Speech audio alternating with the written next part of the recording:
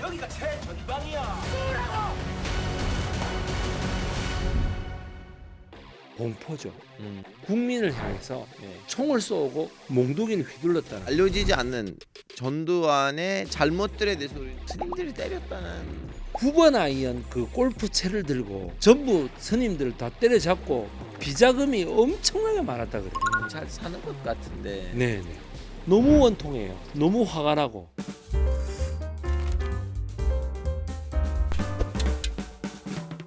이게 웬 난리지? 난리지 쇼에 오신 것을 환영합니다. 저는 MC를 맡은 알파고입니다. 전두환에 대한 관심이 다시 뜨거워졌죠. 전두환이 일으켰던 12.12 군사 반란을 다룬 영화 서울의 봄이 전 국민의 분노를 사며 흥행하고 있어서인데요. 오늘은 전두환에 인해 한국에 얼마나 흑역사가 많이 만들어진지를 알아보고요. 그런데도 전두환이 어떻게 변하게 살짝할 수 있는지도 얘기해 보려고 합니다. 오늘은 다들 화나는 주제인 만큼 화가 많은 걸로 유명한 역사 강사님을 모셔봤습니다. 어서 오세요. 안녕하십니까. 네, 드디어 만났네요. 예.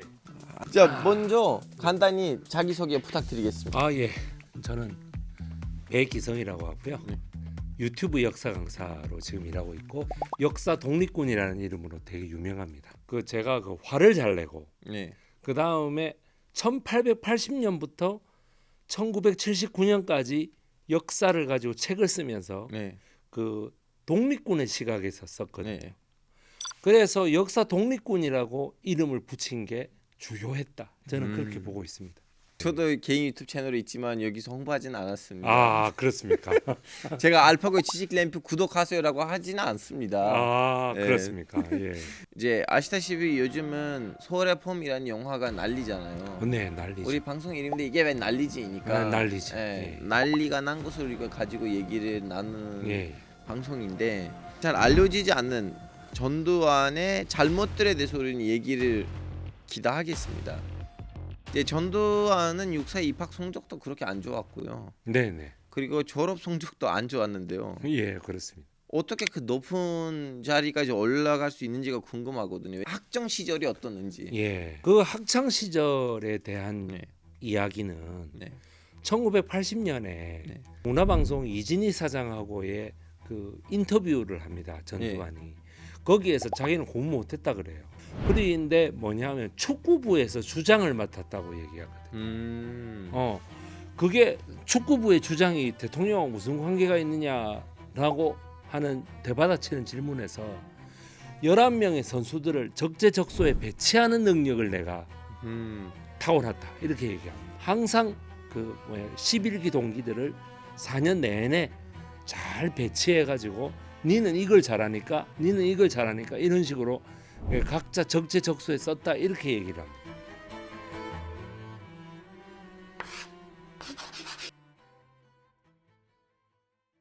자, 그러면 12.12 쿠데타가 가능했던 거는 이제 전두환이 이제 하나회 보수였다는 이유인데 이 하나회는 어떻게 생긴 조직인가요? 하나회라는 거는 그가 11기지 않습니까? 네. 11기의 전두환과 노태우를 중심으로 생긴 친목 모임입니다. 네. 하나회. 근데 이게 원래는 친목 모임이라고 만들었는데 네. 점점 그게 되면서 깡패 사조직이 된 거죠. 네. 말 그대로 깡패입니다.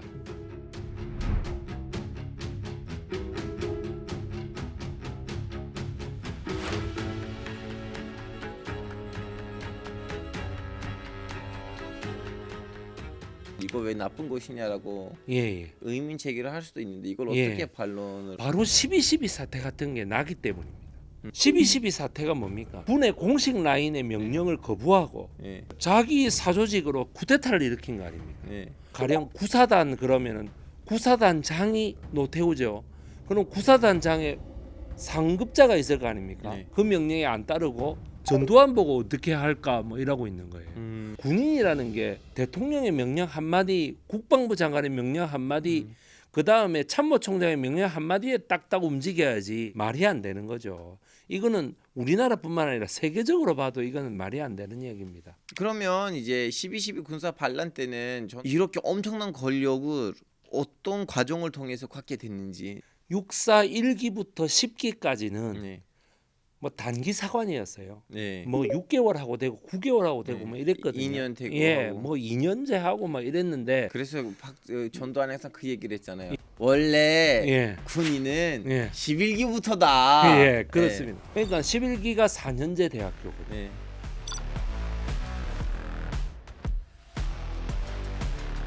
그리고 미국 유학도 갔다 왔고 네. 자기를 얼마나 그 엘리트 의식을 쩔었겠습니까? 그러니까 11기부터를 진짜 군인으로 치는 거죠. 네. 5.16 군사 쿠데타가 박정희에 일어났을 때 네. 그때 박정희를 지지하는 육사생도들의 그 공동 성명을 전두환이 대표를 읽습니다.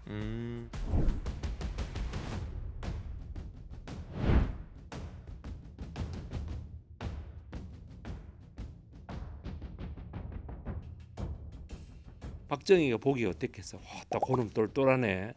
시원시원하네. 이러지 않았겠어요? 그러면서 이제 눈에 확 드는 거죠. 또 그 다음에 야, 너 하나회가 뭐가 하나회야? 이렇게 물으니까 하늘도 하나, 태양도 하나, 뭐 조국도 하나, 각하도 하나 뭐 이랬거든요. 그러니까는 이제 박정희가 흡족했던 거죠. 그 하나회 출신자들만 진급을 시켜줬어요. 그러니까 12.12 쿠데타 당시에 부대의 주요 보직에 네. 다 하나회 출신이 박혀 있었던 거죠.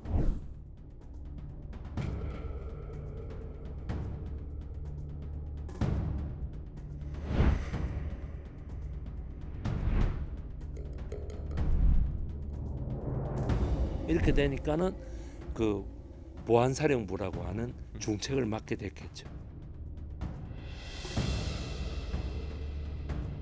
대한민국을 결정하는 네. 그 권력의 요소가 정보입니다. 네.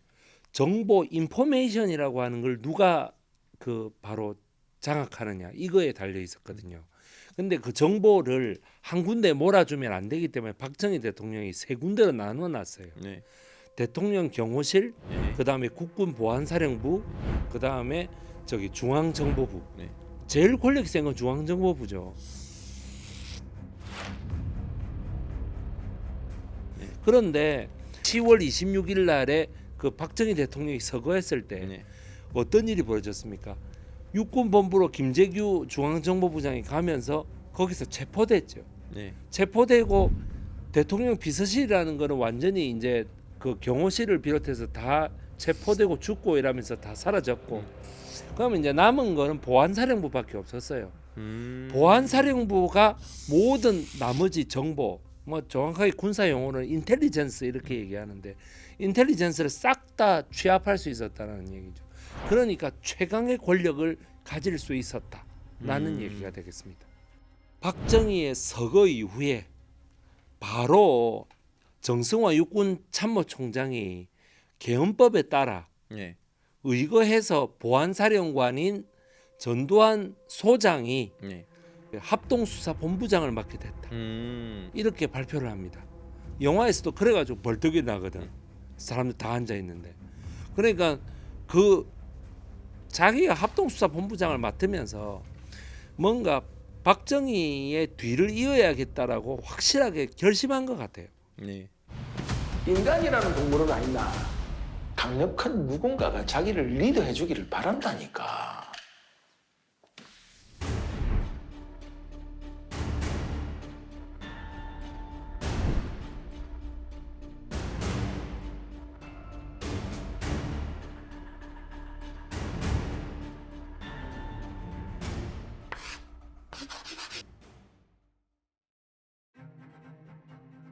(12.12) 쿠데타 이후에는 전두환이 바로 뭐 무슨 대통령이 된 거 아니잖아요. 예. 그럼 그 사이에는 국민들이 반발을 안 했나요? 엄청 많이 했죠. 당시에 서울대생을 중심으로 해서 서울의 봄이라고 하는 사태가 벌어졌습니다. 말 그대로 영화라는 게, 영화는 뭐 79년 서울의 겨울이지만 서울의 봄이라고 하는 게 3월 달부터 쭉 대규모 국민 및 시민 시위로 이어졌거든요. 그 사태가 5월 17일까지였습니다. 그죠?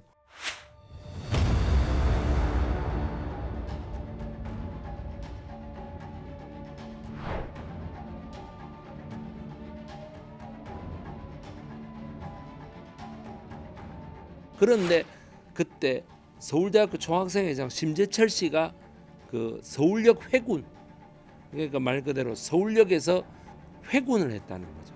그러면서 이제 5.17 그 비상계엄 전국 확대를 이제 하는 거죠. 예. 예, 여기에서 이제 서울의 봄이 짓밟힙니다.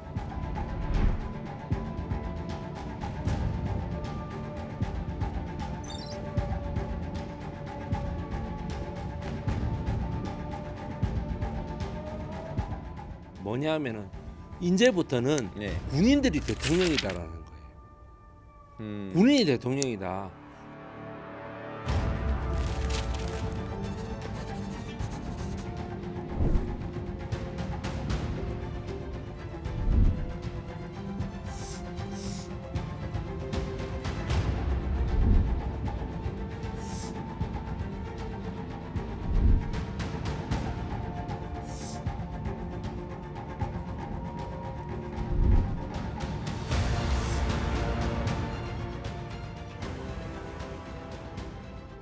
그러니까 학생들이 데모하다가 이제 죽는 거예요. 왜냐하면은 전에는 계엄령을 내려도 했지만 이제는 계엄령을 내리면 데모하면은 총을 발사합니다. 네.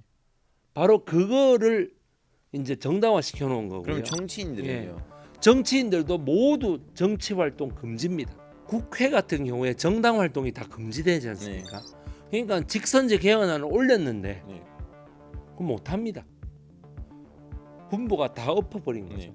자기 마음대로 헌법을 국민의 염원인 직선제를 다 없애버리는 거죠. 그렇게 전국 비상계엄으로 확대한다는 게 어떤 의미인가를 아셔야 되는 거예요. 그러니까 정치 활동도 금지.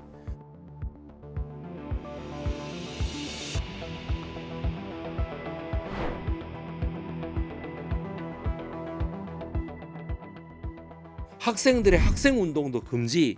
뭐 교수들의 학생 운동도 다 금지. 뭐 그다음에 군인들이 모두 통치를 하는. 그만큼 전국이 확 쫄아버린 상황인 거죠. 박정희 대통령이 서거되고 난 다음에 이제 대통령이 이제 재규화였잖아요. 대통령이 10월 26일 날 돌아가실 때 네. 국무총리였습니다. 네. 그런데 서거했다 그러니까 바로 대통령 권한 대행이 됐던 것이죠. 그래 이제 됐는데 정통성이 약하죠. 네. 그러니까 해외 순방을 갔다가 네. 돌아와요. 네. 돌아오는 상황에서 그 보안사령부가 최규하라는 대통령을 바지 사장처럼 세워놓고 네. 그냥 자기들끼리 다 국정농단을 합니다. 음. 그러니까는 모르고 있었죠.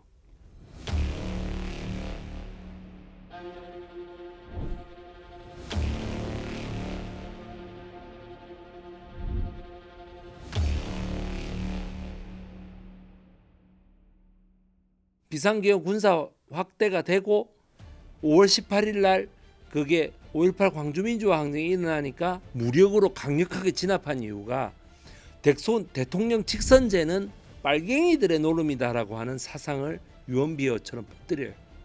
예, 거기에서 그 말 그대로 현대사의 큰 질곡이 한번 벌어졌습니다. 그럼 정확하게 관주에서 무슨 일이 일어났나요? 5월 18일에 원래 광주하고 서울하고 전국에서 일어나는 걸로 돼 있었던 동시다발적. 예. 서울이 회군을 해버리고 그때 당시에 카톡도 없고 SNS도 없고 휴대전화도 없잖아요. 네. 통신을 다 끊어버린 거야 군부가.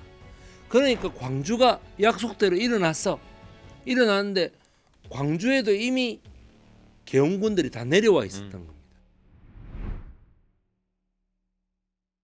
그 전두환의 지지자들이 네. 아니 전 대통령은 그때는 계엄군 대장도 아니었는데 왜 전 대통령을 역을 하냐. 광주 진압군 사령관은 정호용일 겁니다. 아마. 네. 당시에 국정 최고 책임자는 분명히 전두환입니다. 그러면 발포 책임자는 누굽니까? 총을 쐈거든요. 네. 우리나라의 공수부대가 광주에 파견돼서 총을 쐈단 말이죠. 네. 국민을 향해서 네. 총을 쏘고 몽둥이를 휘둘렀다는 거죠. 그리고 헬기에서 기총소사를 했다는 겁니다. 기관총 사격을 했다는 거죠. 우와. 어휴, 임산부도 죽었어요. 임산부가 함참입니까?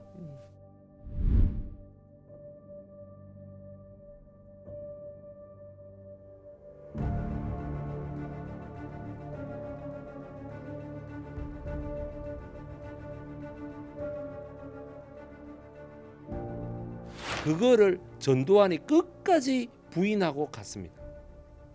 부인하고 저 세상으로 간 거죠. 그리고 기총소사를 증언했던 저 천주교에 있는 조비오 신부님을 향해서 그거는 헛소리다, 거짓말이다 라고 얘기하면서 조비오 신부님의 사자 명예훼손 재판을 받다가 죽었죠. 그래가 이제 재판에서 유죄가 나왔던 그런 일도 있습니다. 역사에 큰 죄를 지었다고 생각합니다.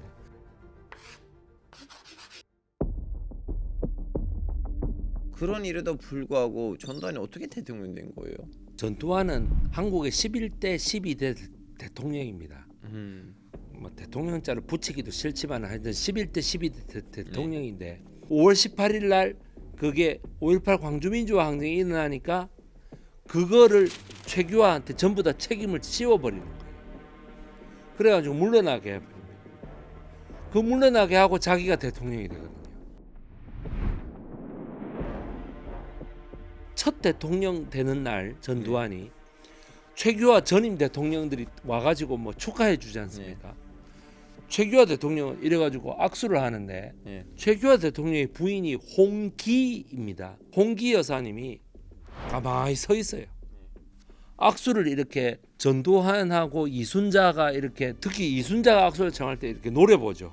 아 이건 정말 저는 이해가 안 되는 역사의 과정인데 저도 설명을 하면서 이해가 잘 안 되고 분노가 치밀어 오르는 상황입니다만은 대통령이 됐을 때 굉장히 좀 드라마틱했습니다. 체육관에서 대통령이 된 거거든요. 유신 대통령 되듯이. 대통령 선거인단이 700명인가 그랬어요. 대통령 선거인단에 기권 1명, 나머지는 다 찬성. 완전히 후세인 투표죠. 그 다음에 11대 대통령이 되고 난 다음에 자기가 언론 통폐합까지 다 하고 난 다음에 7년 단임제로 한다 그러고 그 다음에 후임자에게 승계한다 뭐 이런 식으로 자기 마음대로 헌법을 국민의 염원인 직선제를 다 없애버리는 거죠. 다시금 국가를 전부 다 정화했다라는 이유로 81년 2월 달에 다시금 대통령 선거를 다시 해서 대통령이 됩니다. 그래서 12대 대통령이 됩니다.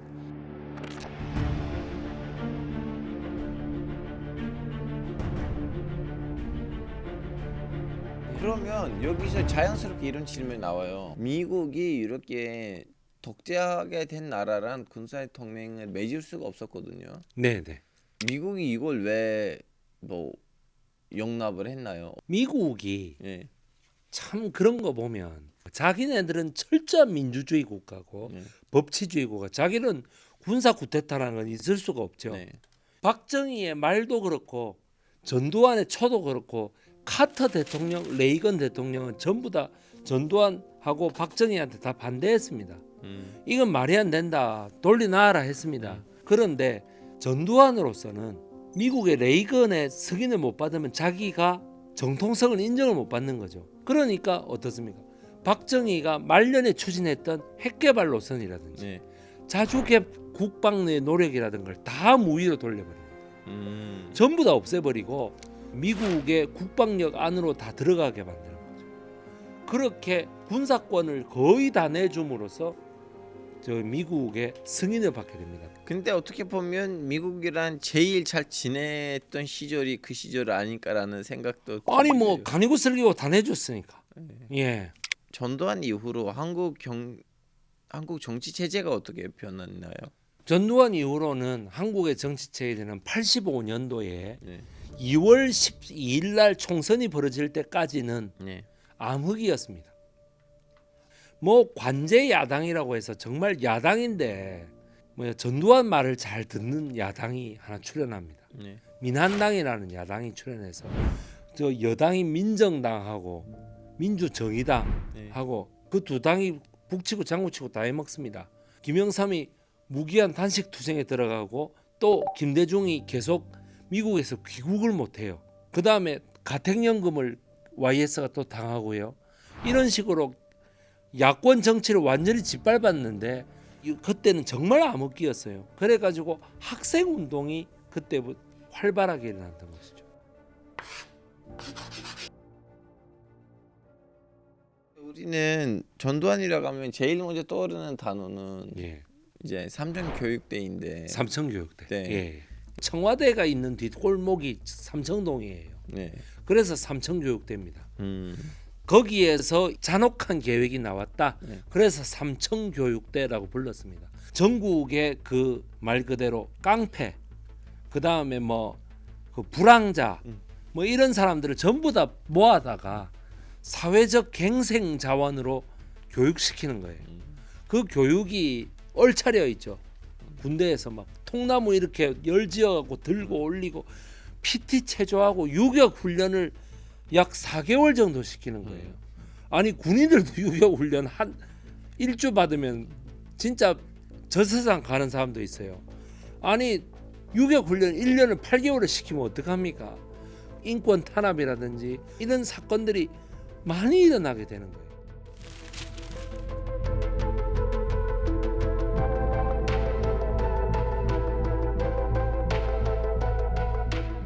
더군다나 거기에 잡아가는 할당량이 정해져 있어서 아니 깡패가 한 고을에 많이 없을 수도 있지 않습니까? 근데 한 고을에 무조건 100명씩 잡아 넣어 이러면은 깡패가 한 10명밖에 안 되면 90명은 무고한 양민들이 들어가는 거예요. 평소에 말 잘 안 듣는 사람, 민주화 운동한 사람, 뭐 승려였던 사람, 뭐 목사인데 뭐 진보 운동하던 사람, 통일 운동하는 사람 이런 사람들을 막 공무원들이 막 잡아넣는 거예요. 그러니까 그것도 말 그대로 뭐예요? 공포죠. 이제 정권을 잃고 난 다음에 백담사에서 이제 어느 정도 생활을 했다는 거를 사람들이 바로 알게 되는데 예, 아 불교 신자였구나.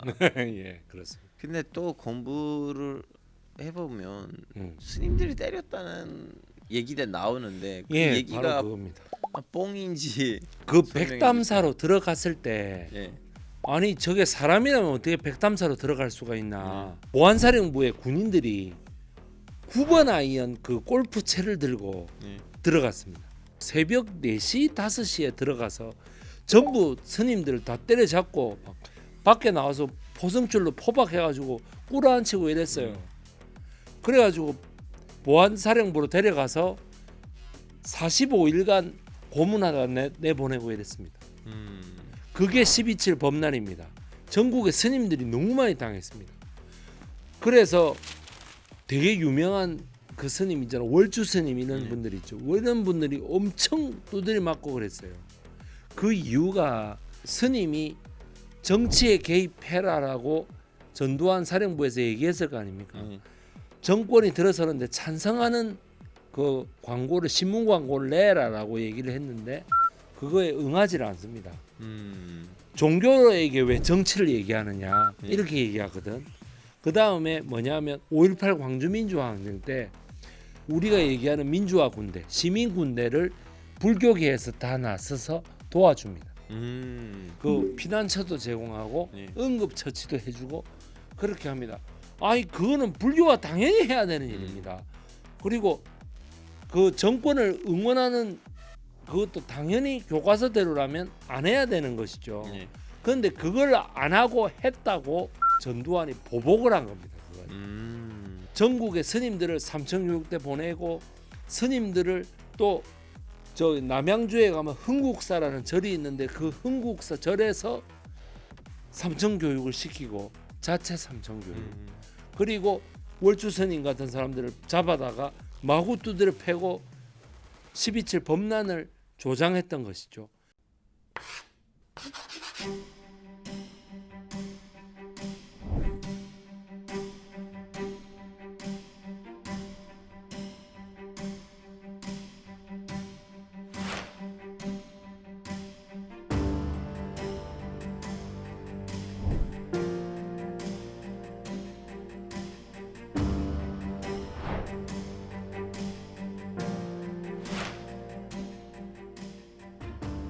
그러면 악몽을 국민이 꿨는데 근데 왜 노태우를 찍었어요? 이게 현대사의 네. 정말 원통한 부분입니다. 네. 전두환이 7년간 좀 하면서 다음 후계자로 생각했던 사람이 누가 보더라도 노태우죠.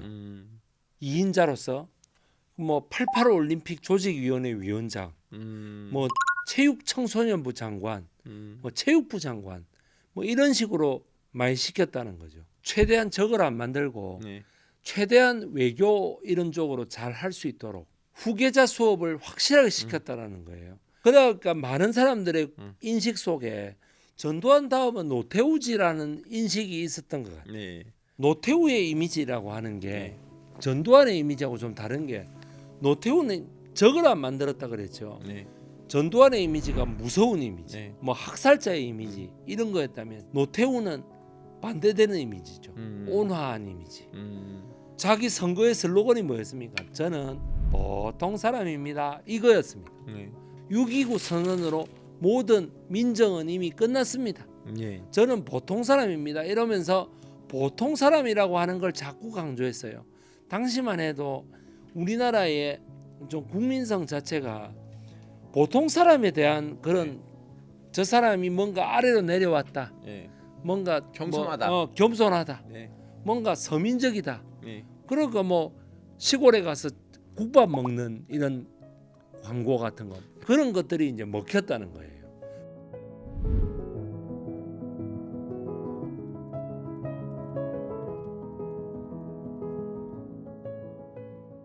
그 다음 원인이 양김의 분열이다.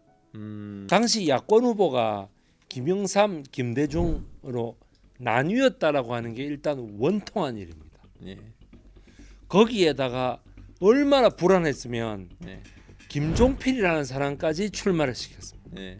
그러니까 완벽하게 정치의 지역 구도가 네. 확립됐던 것이죠. 충청남북도, 네. 그 다음에 대구 경북, 네. 그 다음에 부산 경남 울산, 그 다음에 광주 전남 전남북 네. 이렇게 딱 4분할이 되니까 네. 결국에는 인구가 제일 많은 대구 경북이 왕먹었죠. 그게 87년 대선입니다. 그래도 불안했는지 네. 87년 대선 하루 전날 누가 왔죠? 저 칼기 폭파범 김현희 마유미라는 사람이 네. 저기 뭐야 대선 전날 12월 18일 날 인천 김포공항을 통해서 들어왔죠. 네. 그래서 노태우가 됐다. 김영삼, 김대중이 단일화되지 않은 거는 정말 잘못했다. 그 단일화를 했었다면 역사에 가정은 없지만 네. 87년 당시에 민주화로서 딱 되면서 전두환 노태우의 하나회를 바로 칠 수 있지 않았겠느냐. 처벌을 할 수 있지 않았겠느냐. 거기에서 정말 원통합니다.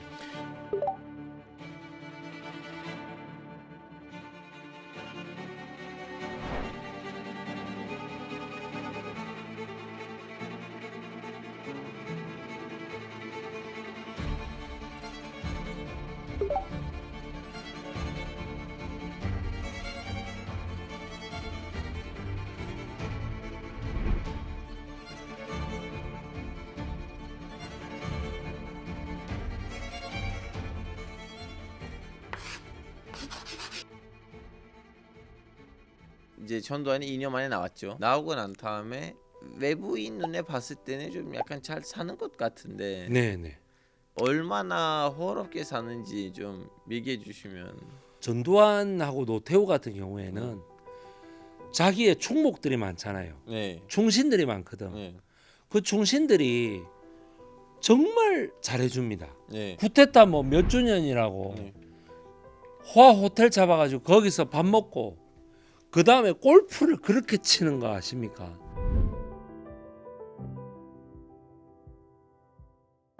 우리 광주 5.18 학살 책임에 대해서 한 말씀 해주시죠. 광주하고 내하고 무슨 상관이 있어? 기억이 없었어. 기록이 없는데 어떻게 골프를 치고 계세요?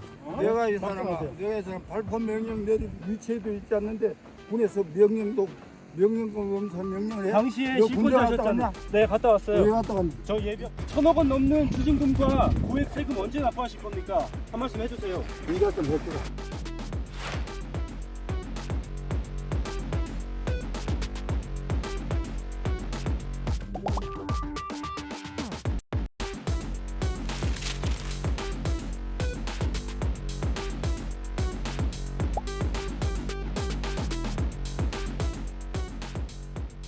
우선 그 첫째 아들이 그 출판사를 합니다. 네. 그 시중에 많이 꽂혀 있는 큰 출판사입니다. 네. 그 출판사를 해서 수익이 있고요. 둘째가 하는 그 무슨 보안 관련 회사가 있대요. 그 회사 주식이 뭐 문제가 되는 게 있다고 지금.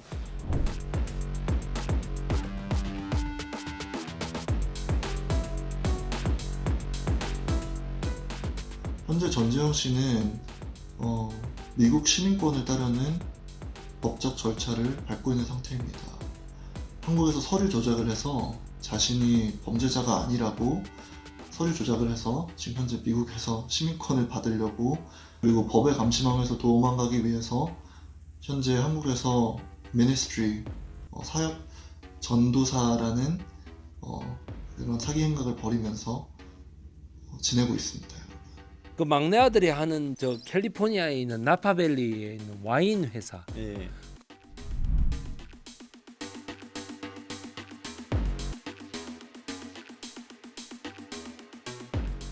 얼마나 돈이 많겠어요. 결론적으로 좀 약간 정권을 강제로 뺏어서 국민을 아프게 만들면 거기서 평생을 보내는 사람들도 있고, 예. 피노셰도 지금 아시다시피 피노체트. 예. 네, 상황이 안 좋잖아요. 예. 이런 좀 약간 온도 차이가 예. 생긴 이유가 뭐예요? 한국이 예. 왜 이렇게 관대한 곳이? IT라는 네, 나라 있죠. 네, 이 클로드 듀발리에라는 네, 애하고 프랑스와 듀발리에, 이 둘이가 네, 부자재간이죠. 프랑스와가 아버지고 클로드가 아마 네, 아들일 거예요. 네, 베를리어 집권하다가 57년부터 87년까지 집권하다가 막 쫓겨나는. 네, 예, 그래서 프랑스에서 쓸쓸히 죽은 걸로 알고 있습니다. 네. 그 다음에 우간다인가 뭐 이디아민인가 하는 이디아민 예, 사우디아라비아로 도망갔죠. 예, 사우디아라비아로 도망가고. 그건 좀 말로들이 다 안 좋아요. 네. YS하고 DJ의 그 이 정권 교체기에 이게 네. 사면되고, YS DJ가 뭐 정치적으로 뭐 이래가지고 이 전두환이 뭐 93년도에 처벌 안 되고 그냥 넘어가고, 이런 게 백담사로 가가지고 그냥 넘어가고, 이런 게 자체가 저는 정말 정치적으로 그런 이 협상의 그런 이 산물이라는 게 저는 너무 원통해요. 너무 화가 나고, 제가 아까 뭐 화가 많은 역사 강사라고 바로 이런 데서 화가 나는 거죠. 그래도 이제 5.18이라는 거는 있고, 예, 거기서 이제 피해자들 아직도 있고, 예. 그러면 전두환에 대한 역사적인 처벌을 어떻게 해야 할 것인지. 전두환하고 노태우는 이미 죽었습니다. 네, 죽은 걸로 그러면 여기서 그쳐야 되겠느냐? 네. 벌금이 남아 있다. 사면을 해주면 벌금도 다 없어져야 되는데 그게 아니다라는 거죠. 벌금이 남아 있다. 그 추징을 해서라도 잡아내야 된다. 네. 그 다음에 쿠데타를 했던 장세동이니 뭐 허화평이니 뭐 저 박희도, 유학성, 이희성 이런 사람들 사면해 준 거 아니잖아요. 네, 그런 사람들 중에 사면 안 해준 사람들 죄를 끝까지 찾아가지고 물어야 된다라는 네. 거죠. 그리고 또 한 가지 중요한 거, 요번에 서울의 봄 영화에서도 네. 보듯이 그 소수의 목소리가 있었다는 거죠. 쿠데타를 해서는 안 된다. 네. 이거를 막아야 된다라고 하는 그 소수의 목소리를 냈던 사람들 다 불행하게 됐지 않습니까?